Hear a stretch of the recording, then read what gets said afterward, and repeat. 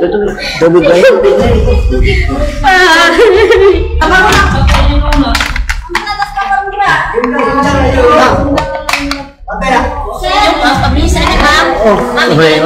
Ito po kami, kasama po ang mag-amang si Kuya Albert tsaka po yung anak niya si alias Vanessa na nirape ng kanyang sariling lolo. Matanong ko lang po, since kayo po ang in charge po for her case, kamusta po yung lagay ng ating suspect? Yung respondent po natin ay nandun po sa kustodiya sa aming selda po. Paano po siya nahuli? Kahapon mga alas 4 noong August 29, 2019, tumawag po kayo para mahingi po ng police assistance regarding this incident. Sa utos ng aming COP na si Sir Aying, kasama ng DOP MFC at saka yung SWAT team natin, pumunta po sila doon sa Barangay Tagabakid, Makati City para maaresto yung respondent natin na si Sir Antonio Custodio Ilang Jr., 60 years old. At nang pumunta ang ating team doon, nakuha nila successfully yung taong ito at dinala dito po sa ating opisina. Nakuhanan niyo na po ba siya ng statement? Yung basic information lang din po, kasama na yung pangalan niya, yung buong tirahan niya. Kasi ang concern ko po dito.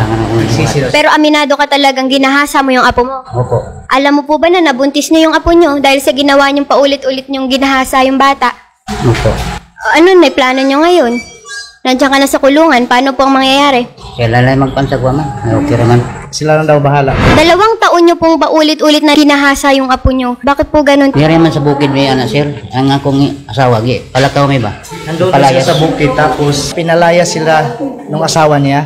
Kasama niya yung mga bata. Kailan po yung huling beses na ginalaw mo yung apo mo? April 5. So ibig sabihin, buntis pa yung bata, ginagalaw mo pa?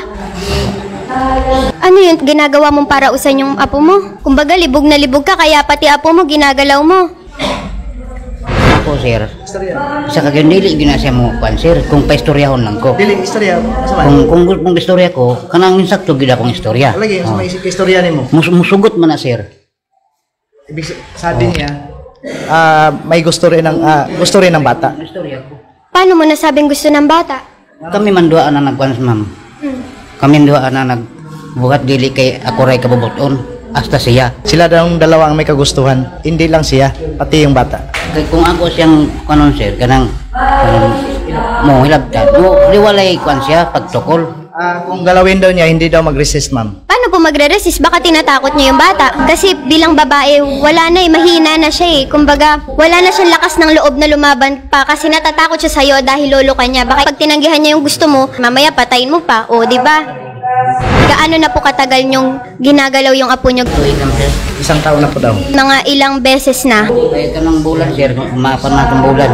Inang Enero, Pebrero, Marso ana. Ana pero sa isa ka bulan kapila nimo gilabtan. Okay sir. From January, February, March, April, halos every month magalaw niya. 1 beses kada buwan. O higit pa. Napay magduha gani. Minsan hindi lang 1 beses, 2 beses pa niya magalaw every month. Pwede mo ba sa amin ikwento kung paano yung ginagawa mo?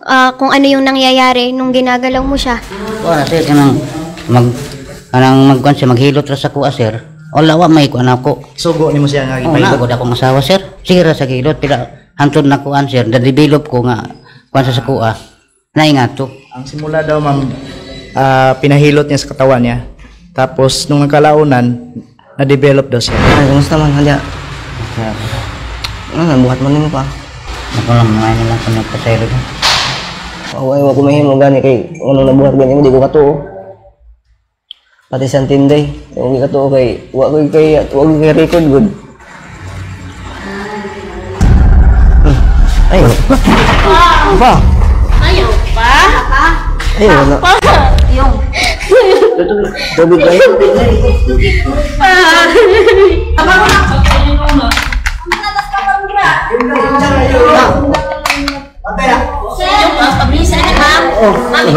Tawagin ko po. Pa. Tama. Hindi na pwedeng ipasok sa yung tinatawag natin na inquest. So April hanggang ngayon, pasok na ito sa tinatawag na natin na regular preliminary investigation. Ito yung proseso na ilabas siya, tapos i-file lang yung kaso. So hintayin yung warrant of arrest, saka namin siya huhulihin ulit. Itong kaso kasi na rape is classified as heinous crime. So ang imposable penalty po nito is life imprisonment. Kaya hindi siya makalabas. At hindi rin makapiyansa, lalo na malakas yung O dito, nung di pa nalutuan dito. Walang takip. May takip to talaga siya. Yung parang mga sako lang, no? Sako na. Ganito din, no? Umiiyak na lang daw siya. Eh, wala man siya magawa kay parang siguro natatakot. Hindi natin alam. Eh, wala daw siya masumbungan ng bata kay wala siyang kakampi. Ito yung ginagamit niya para pangharang dyan sa mga ano na yan, no? Paikot. Mga trapal na to. Para kung matulog sila, pag umulan, hindi makapasok ang ulan dyan. Kahit sumigaw yung residente na si Tatay Antonio ay hinala yung kanyang apo na si alias Vanessa. Ano po yung naging proseso po nito at ano po yung naging aksyon nyo nung inere po ito kay Idol Raffy? Unang-una, yung tinawagan ako ng team leader ng SWAT ko, sabi nila, Kap, nasa barangay nyo si Antonio Ilang Jr. Opo.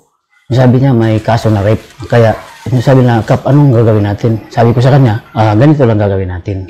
Kami na lang ang mag-jump off para pag kayo ang mag-jump off, ano yun, baka malaw. Kaya tinawagan ko yung mga chief ng tanod ko, si Jubail Kambang at saka yung grupo niya.